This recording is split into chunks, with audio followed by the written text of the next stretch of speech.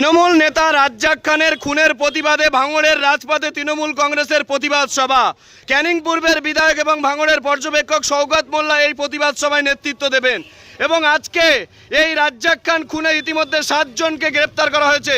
তারপরে এই যে প্রতিবাদ সভা সফল করতে ভোগালী 1 নম্বর অঞ্চল থেকে বহু যুবক ছেলেরা এবং অঞ্চলের যারা দায়িত্বে রয়েছেন, যেমন পূর্তের কর্মাধ্যক্ষ পিন্টুদা রয়েছেন, এখানে রয়েছেন উপপ্রধান রয়েছেন, প্রধানের হাজব্যান্ড রয়েছেন এবং যারা যুবকদের মূলত এখানে নেতৃত্ব দেন তারা রয়েছেন।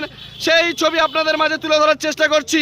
আপনারা দেখতে পাচ্ছেন এখানে ইজাজকে দেখা যাচ্ছে, একজন যুব নেতা, এবং বহু মানুষ এই র্যালিতে পা মিলিয়েছেন। আমাদের প্রিয় নেতা রাজ্জাক খান মৃত্যুর প্রতিবাদে আমরা যারা আসামি তাদেরকে উপযুক্ত সাজার প্রতিবাদে আমরা ঘটপুকুর র্যালি, আমাদের এই প্রতিবাদ সভায় ভোগালী 1 নম্বর অঞ্চল তৃণমূল কংগ্রেসের পক্ষ থেকে আমরা 1,500 থেকে 2,000 লোক নিয়ে আমাদের অভিভাবক মাননীয় শওকত মোল্লার নির্দেশে আমরা এই প্রতিবাদ সভায় ভোগালী 1